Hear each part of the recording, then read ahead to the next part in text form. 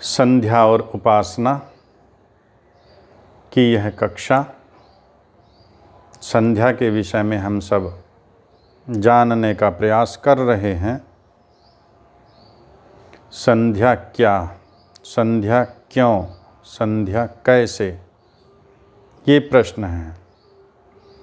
संध्या क्या है, आप लोग जान गए हैं कि जिसके द्वारा भली भांति परमेश्वर का ध्यान करते हैं, अच्छी प्रकार सुव्यवस्थित होकर, एकाग्रचित होकर, दृढ़ संकल्पित होकर, जिसके द्वारा हम परमेश्वर का ध्यान करते हैं, उसी का नाम संध्या है। संध्या क्यों की जाए संध्या, यह भी एक प्रश्न है। संध्या करते हैं हम परमेश्वर के साथ जुड़ने के लिए।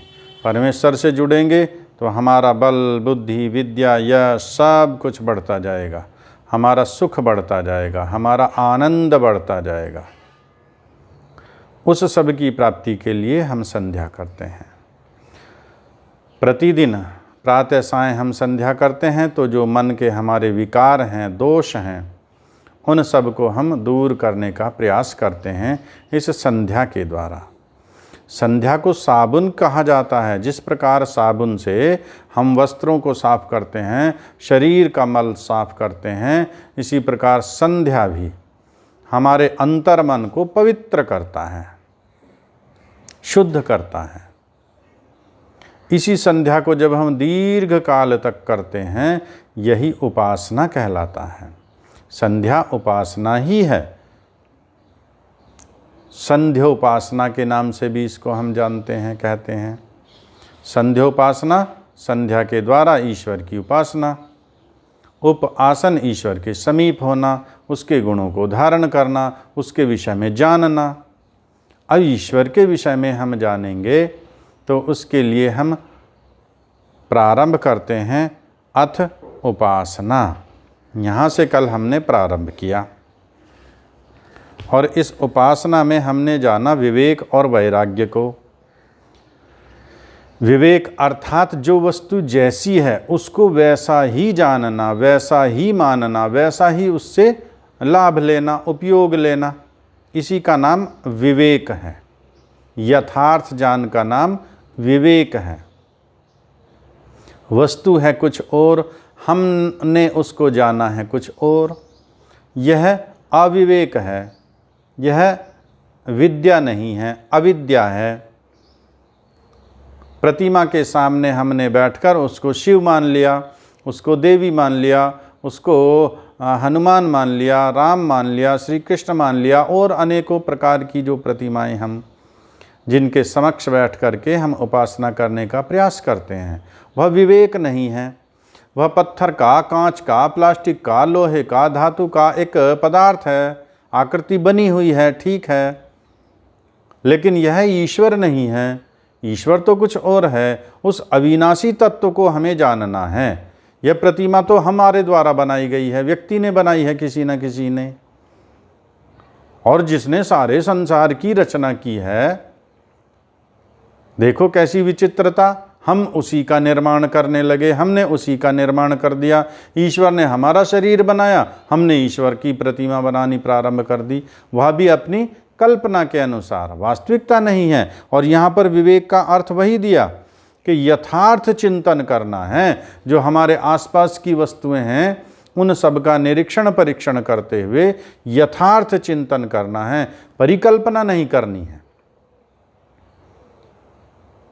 जितने भी पदार्थ हम अपने चारों ओर देख रहे हैं, ये सब नश्वर हैं, ये तो नष्ट होने वाले हैं। हमारा शरीर भी नष्ट होने वाला है, ये सारे पदार्थ भी नष्ट होने वाले हैं। जिस प्रतिमा को हमने लाकर स्थापित किया है, किसी न किसी ने यह बनाई है, और यह प्रतिमा सदैव नहीं चलने वाली है, यह भी नष्ट होने वाली है। तो हमें ढूंढना है उस अविनाशी तत्व को, जो कभी नष्ट ही नहीं होता, जिसका क्षरण ही नहीं होता। उसके लिए कुछ नियम दिए हैं ऋषियों ने, जिसको हम कहते हैं अष्टांग योग। इसी अष्टांग योग के द्वारा हम ईश्वर तक पहुंच सकते हैं। उसके गुण कर्म स्वभाव को हम ठीक ठीक जान सकते हैं। तब हम समाधि तक पहुंचेंगे और तब ईश्वर का साक्षात्कार करेंगे। उसके लिए प्रथम यम, और यम के जो 5 अंग हैं अहिंसा और सत्य, इन दोनों पर कल हमने विचार किया। अहिंसा, मन वचन व शरीर से किसी को कोई कष्ट न देना, ये अहिंसा। आप लोगों ने देखा होगा योग दर्शन में, कल मैंने बताया भी था 81 प्रकार की महाहिंसाएं दी हैं।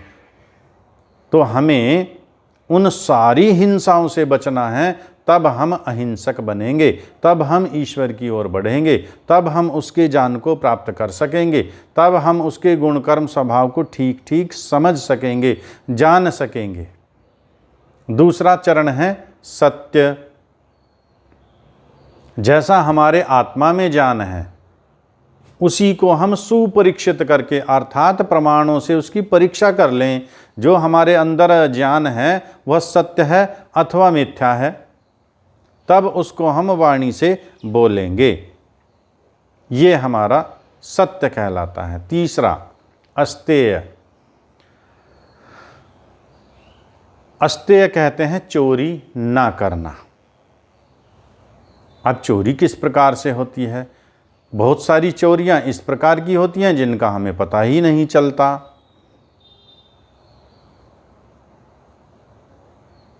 किसी भी व्यक्ति के पदार्थ को उसकी आज्ञा के बिना ग्रहण न करना, ये अस्तेय है। चाहे वह हमारा मित्र है, चाहे वह हमारा शत्रु है, चाहे वह हमारा परिचित है, चाहे वह हमारा अपरिचित है, कोई भी व्यक्ति है, किसी भी व्यक्ति का कोई भी वस्तु है, उसकी आज्ञा के बिना हम ग्रहण ना करें, ये है अस्तेय।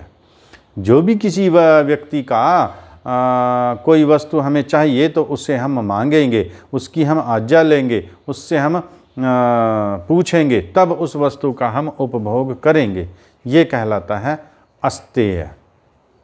और यदि उसकी आज्ञा के बिना, उसकी अनुमति के बिना, उसके पूछे बिना हमने वस्तु का उपभोग कर लिया तो ये चोरी ही कहलाता है, भले ही उसके प्रत्यक्ष में हो अथवा अप्रत्यक्ष में हो। आप बाजार में गए हैं और बाजार में मूंगफली खरीदनी है आपको, और आप गए और जाते ही पहले आपने 2 मूंगफली उठाई, उनको छीला, खा करके देखा, तब पूछते हैं क्या रेट है, कैसी मूंगफली हैं, किस भाव दोगे। आपने जब एक मूंगफली उठाई, एक मूंगफली को उठा करके खाया, 2 उठाई, 2 को उठा करके खाया, आपने पूछा ही नहीं। इसलिए यह भी चोरी की श्रेणी में ही आता है। आप पहले पूछेंगे, मैं आपका एक मूंगफली खा करके देख सकता हूँ, मैं इसका टेस्ट देख सकता हूँ, हाँ, तब मना तो वो करता ही नहीं है, हाँ जी देखिए, बिल्कुल देखिए, खाइए। तो ये हमारे व्यवहार में चीज़ें आनी चाहिए। जब ये चीज़ें हमारे व्यवहार में आ जाएंगी तो हम, ये तो बहुत छोटी सी घटना, बड़ी बड़ी चीज़ों से भी, बड़ी बड़ी चोरियों से भी हम बचने लगेंगे। तब बुद्धि हमारी सात्विक बनती चली जाएगी, और सात्विक बनती चली जाएगी, मन अंतःकरण पवित्र होगा, तभी उस पवित्र को हम प्राप्त कर सकते हैं, तभी ईश्वर के समीप हम पहुंच सकते हैं। ईश्वर अनीकम है, शुद्ध है, और उसके अंदर, उसके पास हम इस अंतःकरण को लेकर के जो दूषित है, जिसमें मल भरा हुआ है, जो अविद्या आदि दोषों से युक्त है, जो राग द्वेष से युक्त है, जो छल कपट चोरी आदि व्यभिचार से युक्त है, तो उसके अंतर्मन में ईश्वर के ज्ञान का प्रकाश हो ही नहीं सकता है।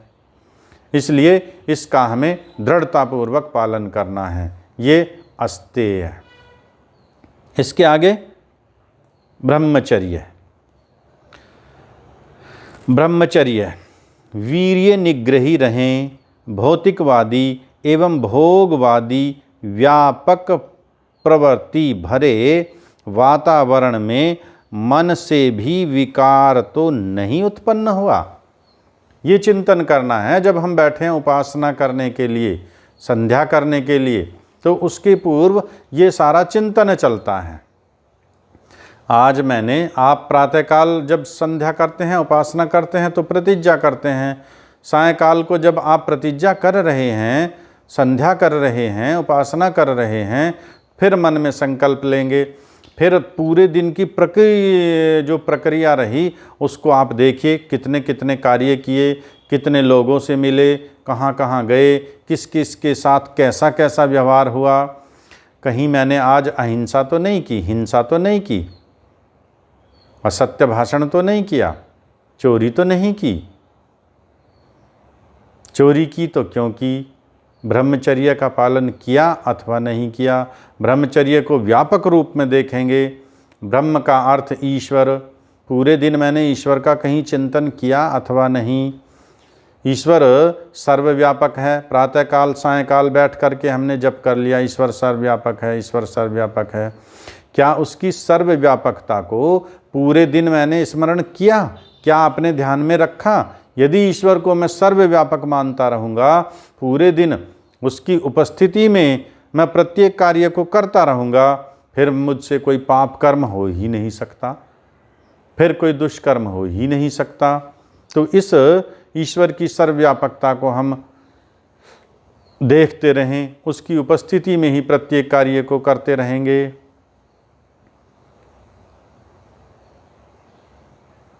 मैंने किसी से कोई असत्य भाषण तो नहीं किया, ऐसा तो नहीं। मन में कुछ और था, वाणी से कुछ और बोला हो। क्यों बोला? अगर बोला है तो क्यों बोला है, क्या कारण था? लोभ था, स्वार्थ था, डर था, लालच था, क्या कारण था? बहुत सारे कारणों से व्यक्ति असत्य भाषण करता है। फिर उन कारणों पर विचार करें, फिर उन कारणों का निवारण करें। यदि डर था तो किस चीज़ का? मैं तो अजर अमर अविनाशी हूँ, मेरा कोई विनाश कर नहीं सकता, फिर मुझे डर किस चीज़ का? जब ये दृढ़ता आने लगेगी फिर हम सत्य भाषण करने लगेंगे। हंसते चोरी करना, चोरी क्यों की, किस लिए की, क्या कारण था, इन पर विचार करेंगे। फिर ब्रह्मचर्य, ईश्वर का ध्यान किया अथवा नहीं किया, वेदाध्ययन किया अथवा नहीं किया, वेद मंत्रों का स्वाध्याय अध्ययन किया अथवा नहीं किया, ज्ञान प्राप्त किया अथवा नहीं किया, जीवन को संयम पूर्वक व्यतीत किया अथवा नहीं किया। पूरे दिन में किसी प्रकार की वासना के विचार तो मन में उत्पन्न नहीं हुए, हुए तो क्यों हुए, भविष्य में उनको मैं किस प्रकार रोक पाऊंगा, ये सब चिंतन करना, ये सब विचार करना। इसका अर्थ है, इसका नाम है ब्रह्मचर्य। 4 चरण। 5वां चरण अपरिग्रह।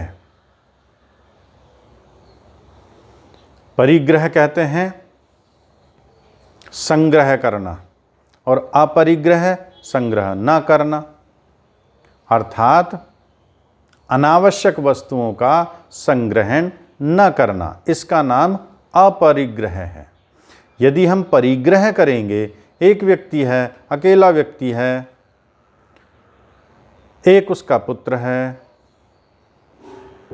4 उसके मकान हैं, एक मकान में वो स्वयं रहते हैं, और जो अन्य 3 हैं वो किराए पर दिए हुए हैं। ये क्या है? परिग्रह अथवा अपरिग्रह। अब देखेंगे, हमें 1 मकान की आवश्यकता है तो 1 मकान रखेंगे, 4 मकान की आवश्यकता है तो 4 रखें। लेकिन जब जिस चीज़ की आवश्यकता ना हो, अनावश्यक वस्तुओं का यदि हम संग्रहण करेंगे तो हम परमेश्वर से दूर हटेंगे। क्यों दूर हटेंगे? इससे परमेश्वर का क्या लेना देना हुआ जी? ये तो हमारा भौतिक ऐश्वर्य है, और हम ईश्वर से मांगते हैं और ईश्वर हमें आज्ञा भी देता है, ऐश्वर्यों को प्राप्त करो। हमने ये ऐश्वर्य प्राप्त कर लिए हैं, तो अब इन भवनों का, इन मकानों का ईश्वर से क्या संबंध है? ईश्वर से हम क्यों दूर हटेंगे? आओ तनिक विचार करते हैं। 1 मकान में हम रहते हैं, 3 मकान को हमने दिया हुआ है किराए पर, और उन मकान का किराया समय पर नहीं आता है, तो चिंता। आप बैठेंगे उपासना में, मन में विचार रहेंगे इसी प्रकार के, किरायादार नहीं आया, किराया नहीं दे गया, 3 तारीख हो गई, 10 तारीख हो गई, 20 तारीख हो गई, 1 महीना हो गया, 2 महीना हो गया, इसने तो परेशान कर दिया, इसको हटाओ, दूसरे को लाओ। अब वहाँ से आपके अंदर क्रोध भी आएगा, आप फिर हिंसा भी करेंगे, उसको डांटेंगे, धमकाएंगे, लड़ाई झगड़ा करेंगे। आपने देखा मकान में जा कर के उसने तो तोड़ फोड़ मचा दी है, जगह जगह पर खिड़की के शीशे तोड़ दिए हैं, दीवारों का प्लास्टर हटा दिया है, टंकी खराब कर दी है। इस प्रकार की अनेकों अव्यवस्थाएं जब आप देखेंगे, उससे आपका मन उत्तेजित होगा, फिर क्रोध उत्पन्न होगा, फिर मन में अनेकों प्रकार के विचार उठेंगे, हिंसा के भी उठेंगे, असत्य भाषण भी वहाँ से प्रारंभ हो जाएगा। आप मकान खाली कीजिए जी, हमारे एक संबंधी आ रहे हैं, हमारे एक मित्र आ रहे हैं, उनको ये मकान देना है। आ नहीं रहे हैं मित्र, लेकिन असत्य भाषण करेंगे, सीधा सीधा ना कह करके घुमा फिरा करके उसको हम निकालना चाहते हैं भवन से। अनेकों प्रकार के ऐसे विचार आ सकते हैं, अनेकों प्रकार की ऐसी घटनाएं घट सकती हैं। किसके कारण? अपरिग्रह का पालन ना करने के कारण। यदि हमने आप परिग्रह किया हुआ है तो ये सारे आएंगे, और अपरिग्रह का पालन किया है। एक मकान की आवश्यकता, एक मकान में रहते हैं, शांतिपूर्वक रहते हैं, अपना दैनिक व्यवहार है, रोज का जो करना खाना है, कमाना खाना है वो भी है, व्यवसाय है, नौकरी का, कृषि का, व्यापार का जो भी कार्य है, समय से जागना, समय से सोना, समय से कार्य करना, समय से ईश्वर की उपासना करना, इस प्रकार की चिंताओं को तो हमने दूर किया, इस प्रकार की चिंताओं को तो हमने कम किया। यह है अपरिग्रह। इन पांचों को मिलाकर एक बनता है यम। इस यम के ही ये 5 अंग हैं: अहिंसा, सत्य, अस्तेय, ब्रह्मचर्य, अपरिग्रह। इस यम को भी हम 5 चरण में पूरा करते हैं। एक यम को पूरा करने के लिए 5 चरण हमको पूरे करने होंगे। इन 5 चरण में से यदि एक भी अधूरा रह गया, ईश्वर की तरफ नहीं बढ़ पाएंगे, उपासना नहीं हो पाएगी, ईश्वर का साक्षात्कार तो बहुत दूर की बात है, आसन ही नहीं हो पाएगा, प्रत्याहार ही नहीं हो पाएगा। इसलिए एक एक चरण को बढ़ना है। सबसे पहले हिंसा पर हमें रोक लगानी है। किस प्रकार लगाएं इस हिंसा पर रोक? क्रोध बहुत आता है, कैसे करूं? काफ़ी नियंत्रित करने का प्रयास करता हूं, लेकिन फिर भी क्रोध आ ही जाता है, कैसे करूं?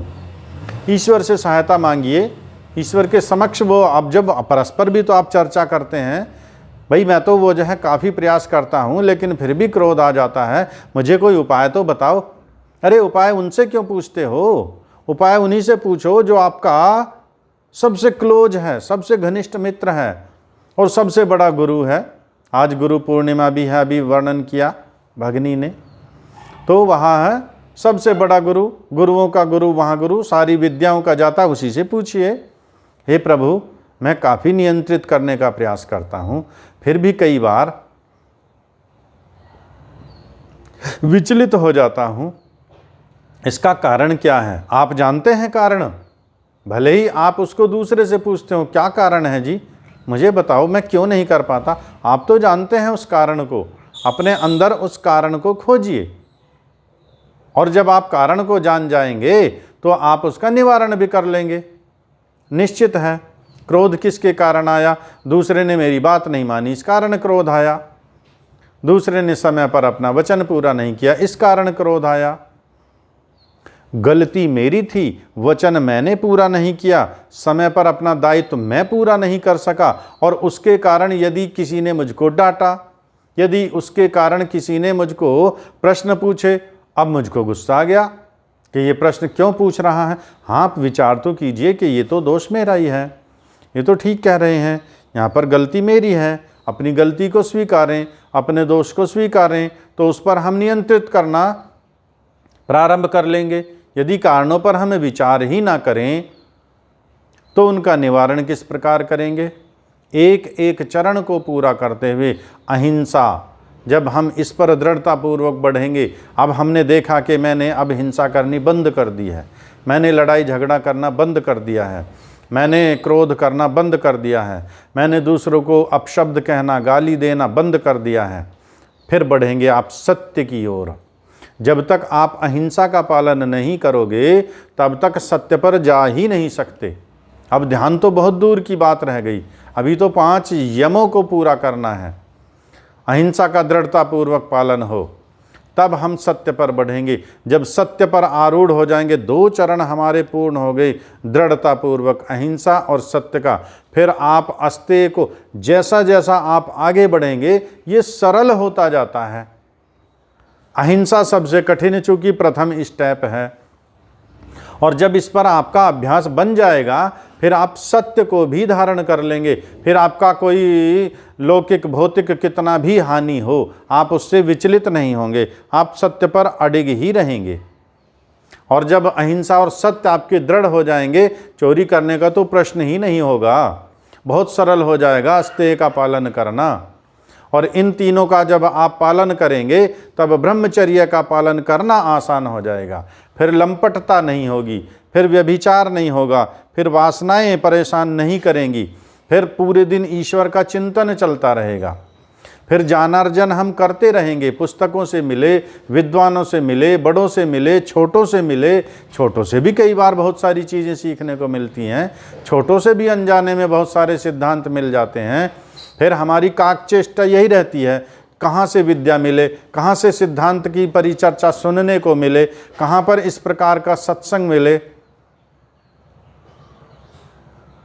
और जब ये 4 चरण पूरे हो जाएंगे, अपरिग्रह, फिर तो हमारी मानसिकता उसी प्रकार की हो जाएगी, बुद्धि सात्विक हो जाएगी, फिर भौतिक पदार्थों से विरक्ति हो जाएगी। प्रथम में कहा ना कि ये जो आपके भौतिक पदार्थ हैं, शरीर और ये भौतिक पदार्थ जितने भी हैं, इनसे आसक्ति न्यून कीजिए। ये आसक्ति न्यून तभी होगी, इसी का नाम अपरिग्रह है। जब चरण एक एक चरण से हम चलेंगे, क्रम से जब हम चलेंगे, तब ये हमारे 5 चरण पूरे हो करके एक नियम पूरा हुआ, यम पूरा हुआ, इसको कहते हैं यम। दूसरा चरण है नियम। अभी 5 यम हुआ, अब नियम। नियम भी 5 प्रकार के, इसके भी 5 ही अंग हैं। सर्वप्रथम शौच। शौच कहते हैं शुद्धता को। अब शुद्धता 2 प्रकार की है, एक बाह्य शुद्धता है और एक आंतरिक शुद्धता है। बाह्य शुद्धता पर आज के समय में इतना ज़्यादा बल दिया जाता है, बहुत ज़्यादा बल दिया जाता है। जो प्राचीन समय था, अब से चले जाइए 30, 40, 50 वर्ष पूर्व चले जाइए और ग्रामीण जीवन देखिए। व्यक्ति इतना परिश्रम पुरुषार्थी होता था, कई कई दिन तो स्नान किए हो जाते थे। वस्त्र हैं उनके, कई कई दिन उनको एक ही वस्त्र को पहने रहेंगे। इतना उनके अंदर, वस्त्रों के अंदर मल भर जाता था, दुर्गंध आने लगती थी, शरीर से दुर्गंध आने लगती थी। मैंने देखे ऐसे कई कई उदाहरण, जो गांव में नहीं आते थे, रहते थे भी जंगलों में ही, वहीं पर झोंपड़ी बना रखी है अपनी। कई कई महीने हो जाते थे गांव में आए हुए उनको, वहीं जंगल में ही रहना, वहीं अपना परिश्रम करना, वहीं पुरुषार्थ करना, वहीं भोजन चला गया 2-3 समय का, वहीं भोजन खा लिया, वहीं कार्य कर लिया, वहीं सो गए। नहाने का कोई मतलब ही नहीं। ये था उनका बाह्य अशुद्धि। वस्त्र बड़े अशुद्ध थे, शरीर भी अशुद्धि रहता था प्राय, किंतु उनका अंतःकरण पवित्र था, उनके अंतःकरण में मल नहीं था। 50 वर्ष पूर्व की गणना करके देखेंगे तो तब पाएंगे कि उनके अंतर्मन में इस प्रकार का द्वेष नहीं था, ईर्ष्या नहीं थी, इतना क्रोध नहीं था।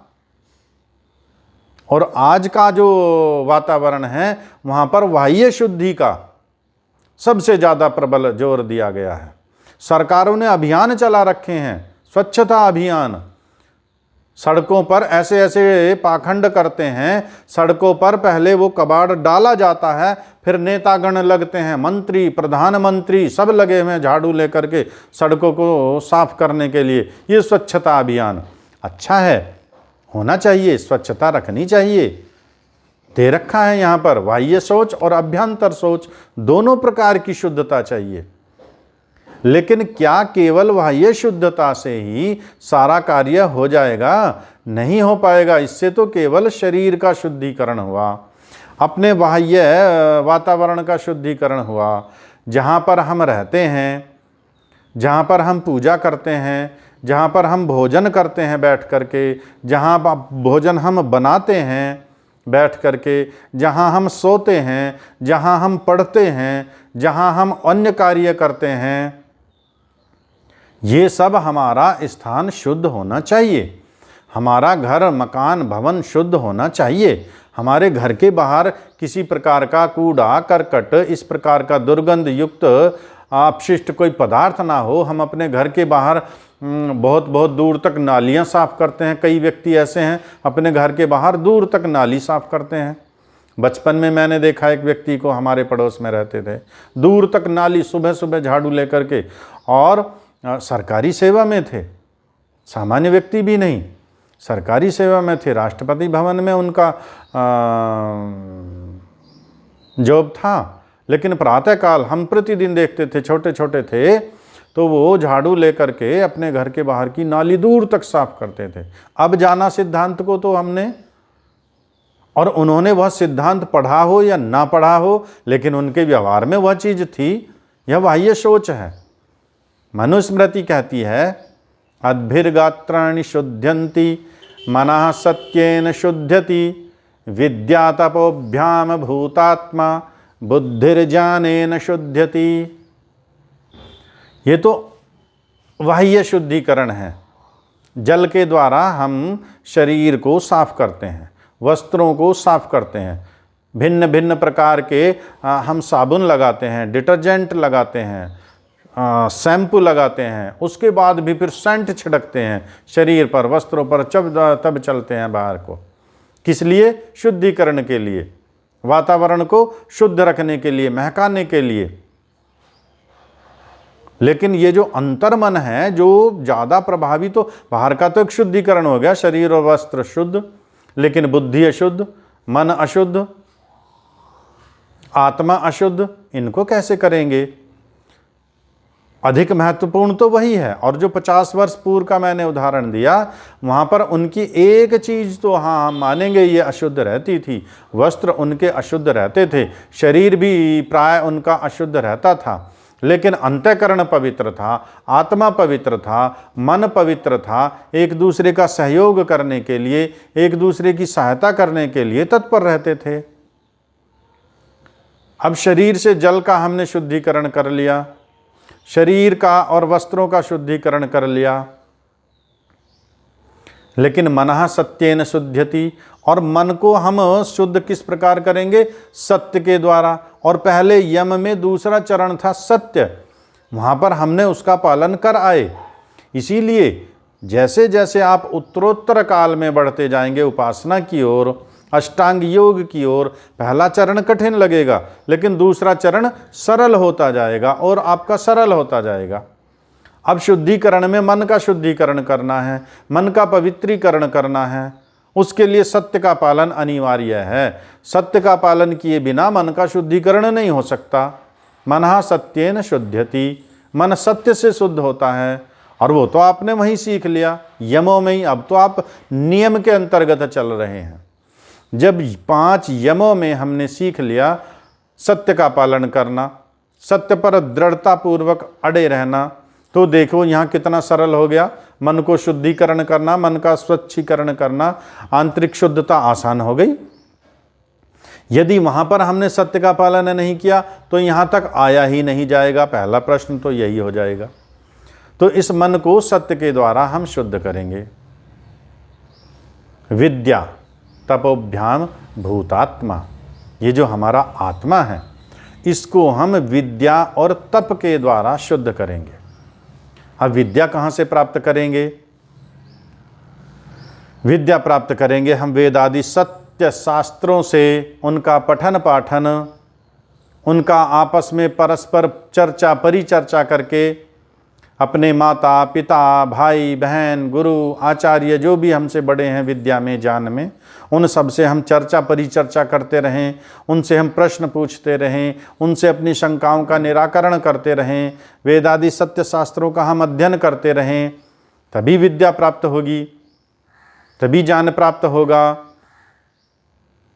आज जो जितना भी आत्मा में ये दूषण भरा हुआ है उसका कारण यही है कि विद्या प्राप्ति हमने की नहीं है, जो सत्य ज्ञान है वो प्राप्त हुआ ही नहीं। वेदादि सत्य शास्त्रों को दूर छोड़ दिया है, पुराणों की कपोल कल्पना को हमने प्रमुख मान लिया है, उन्हीं के आधार से जीवन चल पड़ा है। तथा कथित जो व्यभिचारी धर्म गुरु हैं उनको आदर्श मान लिया है, उनके कहे के अनुसार हमने जीवन चलाना शुरू कर दिया है। जो हमारी ऋषि परंपरा थी उसको हमने गौण बना दिया है, उसको हमने भुला दिया है। ऋषियों के कथन को हम जानते नहीं, ऋषियों की बात को हम मानते नहीं, ऋषियों के ग्रंथों का हम स्वाध्याय नहीं करते। फिर ज्ञान किस प्रकार बढ़े, फिर आत्मा की पवित्रता कैसे बढ़े? आत्मा की पवित्रता तभी हो सकती है। और तप का चरण इसमें आगे आएगा, अभी उसको वहाँ पर हम कर लेंगे। तप का अर्थ होता है तपस्या करना। किस प्रकार की तपस्या, कैसी तपस्या, उस पर चर्चा आगे करेंगे। और बुद्धिर ज्ञानेन शुद्ध्यति, और जब बुद्धि में हमारा ज्ञान आता चला जाएगा तो बुद्धि शुद्ध हो जाएगी। शुद्ध हो जाएगी तो सही सही निर्णय लेने का कार्य करेगी। बुद्धि कार्य करती है निर्णय लेने का, यह कार्य करना है अथवा नहीं करना है, यह सत्य है अथवा असत्य है, यह धर्म है अथवा अधर्म है, इसका निश्चय कौन करेगा? मन तो इंद्रियों के साथ जुड़कर दौड़ लगाएगा ही, किसी दृश्य में, किसी रूप में, किसी रस में, किसी शब्द में ये तो अटकेगा। लेकिन निर्णय बुद्धि से करना है कि ये सत्य है अथवा असत्य है, ये धर्म है अथवा अधर्म है। इसको बुद्धि से हम निर्णय करेंगे। जब बुद्धि इसका निर्णय करेगी तब हम आगे बढ़ेंगे। ये है हमारा सोच। तो ये बाह्य सोच और अभ्यंतर सोच दोनों प्रकार का शुद्धिकरण अनिवार्य है। इसके आगे चलते हैं। संतोष, दूसरा चरण है संतोष। संतोष की परिभाषा जो लोकाचार में हम देखते हैं, व्यवहार में हम देखते हैं, वो विपरीत है। शास्त्र की जो अवधारणा है वह कुछ और है, हमने जो समझ रखा है वह कुछ और है। और इसके पूर्व हमने ज्ञान से शुद्ध कर ली बुद्धि, आत्मा को कर लिया पवित्र, तो हम संतोष को समझ जाएंगे। और यदि आत्मा में अज्ञानता रहेगी, आत्मा में अविद्या रहेगी, बुद्धि में अविद्या रहेगी, बुद्धि दूषित रहेगी, तो संतोष को हम नहीं समझ पाएंगे। संतोष की परिभाषा देते हैं कि संतोषी रहना, जितना मिले जैसा मिले साईं इतना दीजिए, जामे कुटुंब समाए, मैं भी भूखा ना रहूं साधु न भूखा जाए। बस इसमें ही संतोष है, 2 रोटियों में ही संतोष है ना। ये संतोष की परिभाषा नहीं है। संतोष कहते हैं अपने पूर्ण पुरुषार्थ के बाद पहले परिश्रम करना है, खूब परिश्रम करना है। अब इस परिश्रम हमारा कर्मण्यवाधिकारस्ते, कर्म में ही अधिकार है, फल में अधिकार नहीं है। तो पूर्ण पुरुषार्थ के बाद जितना परिश्रम किया, अब फल क्या मिलना है? यहाँ पर आपको संतोष करना है, क्योंकि फल मिलना है परमेश्वर की न्याय व्यवस्था से। और परमेश्वर न्यायकारी है, वह अन्यायकारी नहीं है। परमेश्वर ठीक ठीक हमारे कर्मों का फल देता है। तो उसकी व्यवस्था से जितना जितना फल मिलता है उस पे हमें संतोष करना है।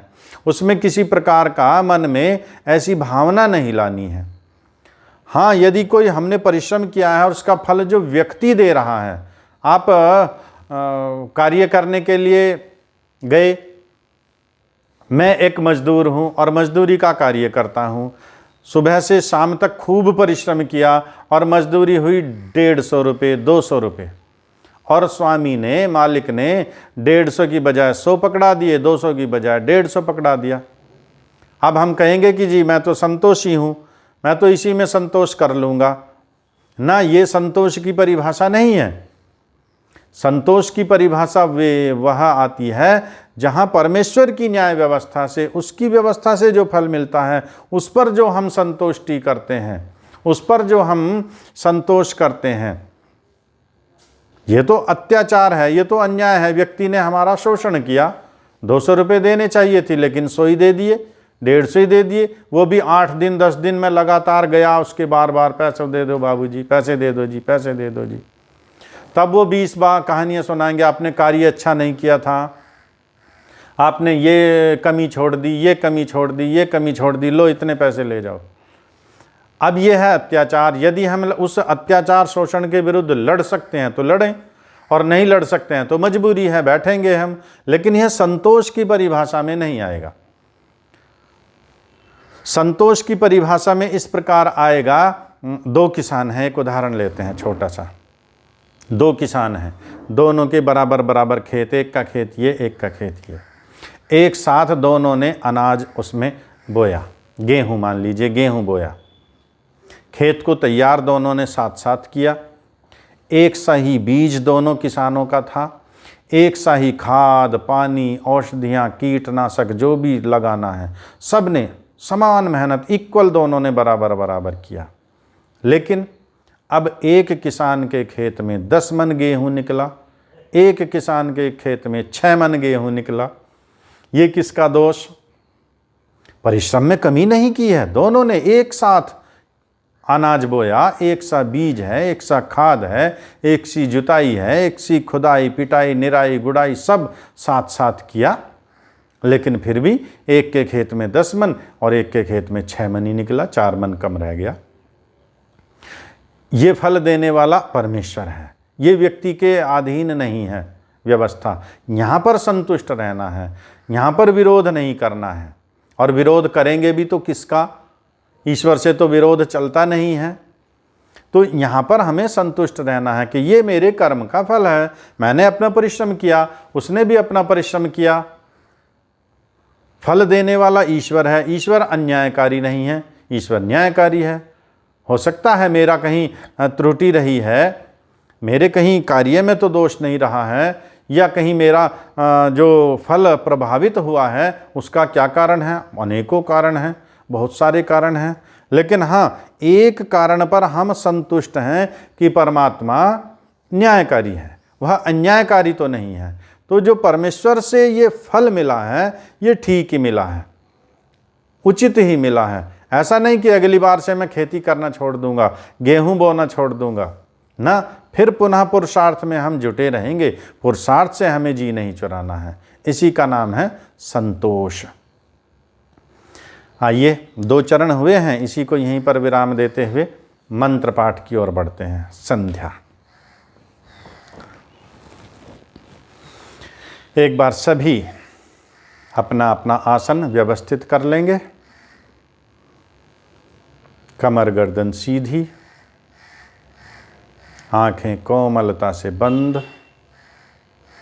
3-3 प्राणायाम स्वयं कीजिए।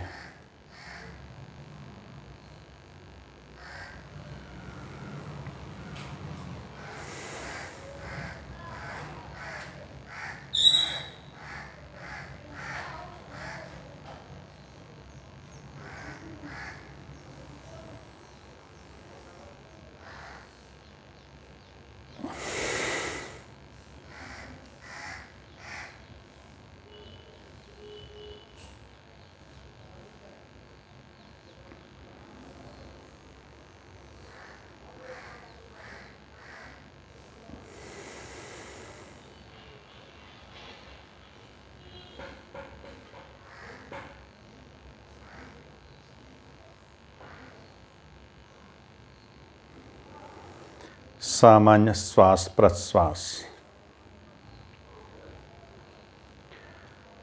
अथ वैदिक संध्या।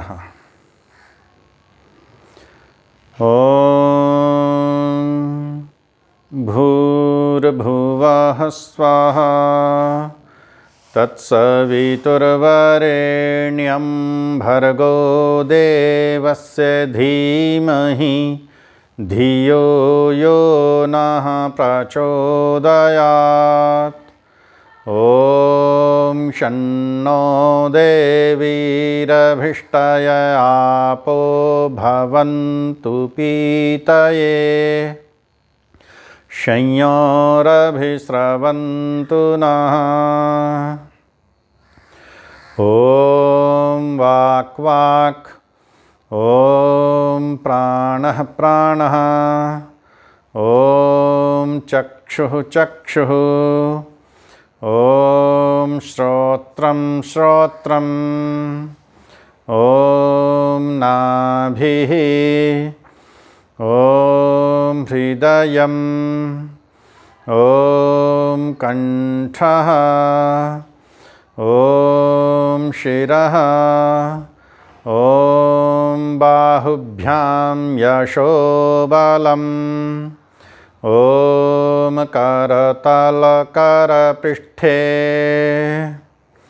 ॐ भूः पुनातु शिरसि, ॐ भुवः पुनातु नेत्रयोः, ॐ स्वः पुनातु कण्ठे, ॐ महः पुनातु हृदये, ॐ जनः पुनातु नाभ्याम्, ॐ तपः पुनातु पादयोः, ॐ सत्यं पुनातु पुनः शिरसि, ॐ खं ब्रह्म पुनातु सर्वत्र,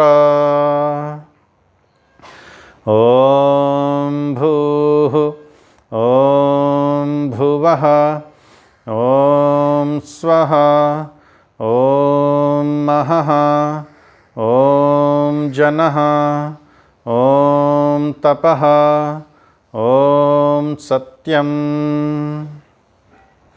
ॐ ऋतञ्च सत्यञ्चाभिधात्तपसोऽध्यजायत, ततो रात्र्यजायत, ततः समुद्रो अर्णवः, समुद्रादणुवादधि संवत्सरो अजायत, अहोरात्राणि विदधत् विश्वस्य वशी, सूर्याचन्द्रमसौ धाता यथा पूर्वमकल्पयत्, दिवं च पृथिवीं चान्तरिक्षमथो स्वः, ॐ शन्नो देवीरभिष्टय आपो भवन्तु पीतये, संयोरभिस्रवन्तु नः, ॐ प्राचीदिग्गग्निरधिपतिरसितो रक्षितादित्यायिषवः, तेभ्यो नमोऽधिपतिभ्यो नमो, रक्षितृभ्यो नम, ईशुभ्यो नम, येभ्यो अस्तु, योऽस्मान् वेष्टियं वयं विष्मस्तं वोजम्भे दद्मः, दक्षिणादिगिन्द्रोऽधिपतिस्थिरश्चिराजि रक्षिता पितरैषवः, तेभ्यो नमोऽधिपतिभ्यो नमो, रक्षितृभ्यो नम, ईशुभ्यो नम, येभ्यो अस्तु, योऽस्मान् वेष्टियं वयं विष्मस्तं वोजम्भे दद्मः,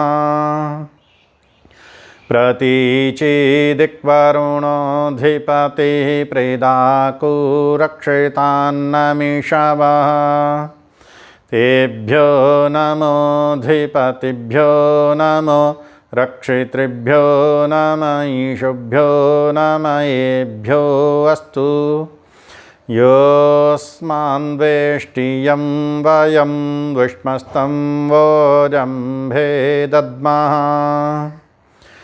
उदीचिदिक्सोमोऽधिपतिः स्वजो रक्षिता स निरिषवः, तेभ्यो नमोऽधिपतिभ्यो नमो, रक्षितृभ्यो नम, ईशुभ्यो नम, येभ्यो अस्तु, योऽस्मान् वेष्टियं वयं द्विष्मस्तं वोजम्भे दद्मः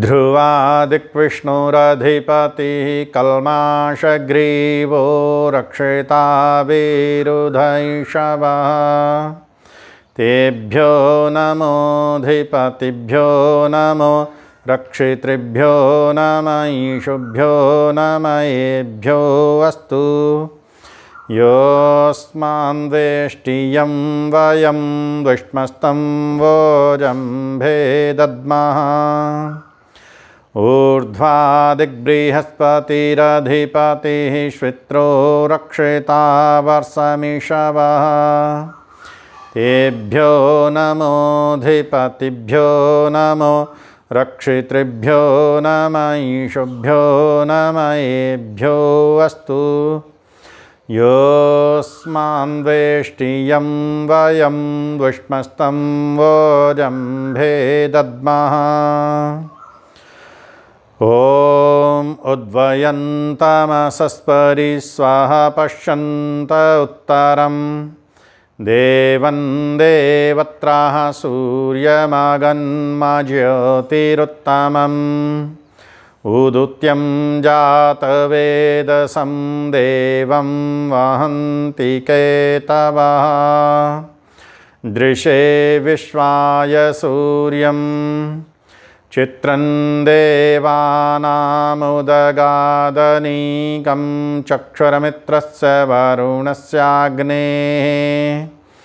आप्राद्यावा पृथिवी अन्तरिक्षं सूर्य आत्मा जगतस्तस्थुषश्च स्वाहा तचक्षुर्देवहितं पुरस्तात् शुक्रमुच्चरत् पश्येम शरदः शतं जीवेम शरदः शतं शृणुयाम शरदः शतं प्रब्रवाम शरदः शतमदीनाः स्याम शरदः शतं भूयश्च शरदः शतात्। हाथ जोड़ लेंगे सभी। ॐ भूर्भुवः स्वः तत्सवितुर्वरेण्यं भर्गो देवस्य धीमहि धियो यो नः प्रचोदयात्। हे ईश्वरदयानिधे भवत्कृपानेन जपोपासनादिकर्मणा धर्मार्थकाममोक्षाणां सद्यः सिद्धिर्भवेन्नः। ॐ नमः शम्भवाय च मयोभवाय च नमः शङ्कराय च मयस्कराय च नमः शिवाय च शिवतराय च। ओम शांति शांति शांति। हे परमपिता परमात्मा, आपकी शक्ति सहायता और सामर्थ्य से ही यह मेरी उपासना सिद्ध हुई है। आपका कोटि कोटि धन्यवाद प्रभु, आपका कोटि कोटि धन्यवाद। यह समस्त कार्य, इसका समस्त फल आप ही को समर्पित करता हूँ। ओ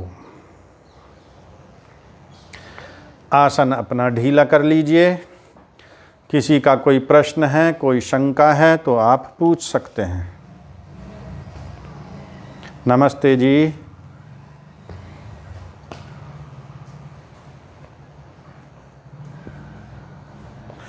ये समर्पण है, अपना भाव है, विधान कहीं नहीं लिखा है कि हाथ ही जोड़ना है। ये समर्पण है, बस श्रद्धा है कि यहाँ पर जितनी भी अब संध्या का जो अवलोकन किया तो यहाँ पर अब हमने आत्मसमर्पण किया। उस अब हाथ जोड़ने का मतलब तो ये भी है, हाथ जोड़ा तो ईश्वर तो पीछे भी है, अर्थात ईश्वर से तो फिर ईश्वर उधर है तो हाथ इधर जोड़ रखा है। ये केवल हमारी श्रद्धा के लिए है जी। बिल्कुल बिल्कुल नहीं, अनिवार्य नहीं है, ये केवल श्रद्धा भाव को प्रकट करने के लिए है। आप चाहें तो व्यवस्थित ऐसे भी बैठकर संध्या कर सकते